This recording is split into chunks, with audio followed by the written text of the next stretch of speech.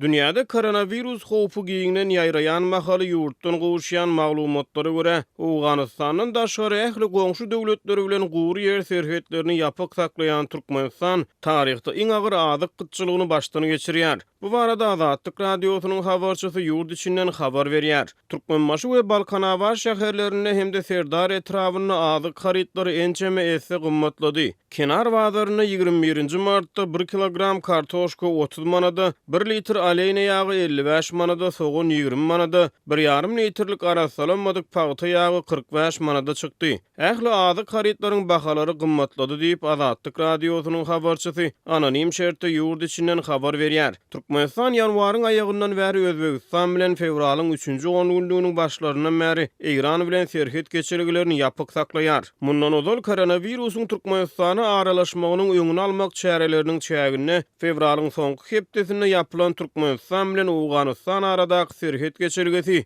Awgan media serişçileriniň habar bermegine görä 15-nji martda gaýtadan açyldy. Azatlyk radiosynyň ýurt içindäki habarçysynyň soňky maglumatlaryna görä hukuk goraýjy edaralaryň işgärleri mejburi çäreleri bilen gymmatçylygyň öňüne geçip bilmeýär. Ýatlasak Türkmen-Iran terhidi ýapylandan soň Türkmenistanyň dürli regionlaryna kartoşka, soğun ýaly bakçy önümleriniň bir wada gymmatlamagy bilen polisiýa işgärleri bazarlarda iýmit önümleriniň bahalaryny mejburi aşağı çekip arzanlatmaga tynyşypdy. 27-nji we 28-nji fevral günleri ondan ozal Aşgabatyň bazarlaryna 5-6 manatdan satylan kartoşka 8-14 manat aralygyna bahalanyp başlandan soň martyň başyna polisiýa işgärleri ýurdun bazarlaryna bahalara gödäwçiligi güýçlendirdi. Şeýle martyň başyna Aşgabatdaky teke bazaryna hemde Gülistan bazaryna döwlet dukanlaryna 1 kilogram 6 manatdan hilipet kartoşkalar peýda boldy. 2-nji martdan başlap Balkanawadyň bazarlaryna polisiýa işgärleri satyjylardan kartoşkanyň 1 kilogramyny 5 manatdan, soğuny 3 manatdan satmagy mejburi talap edip başlady. Ýöne habarçymyz mejburi talaplaryň ýygyany Balkanawadyň gök bakçy önümleri satylýan bazarlaryna satyjylar arzan bahalary düşeginsiz hasaplansaň şäherde bu harytlaryň gara bazarynyň dörenligini, gelin töwdada kartoşkanyň we soğunyň degişlilikde 20 manat we 15 manatdan satylanlygyny habar beripdi. Hukuk goraýjylar gymmatçylyga gödäwçilik edip başarmaýar, harytlar gytalýar, gymmatlaýar diýip Azatlyk radiosynyň habarçysy ýurdun Günwatar regionundan 22-nji martda ýetiren soňky habaryny aýtdy.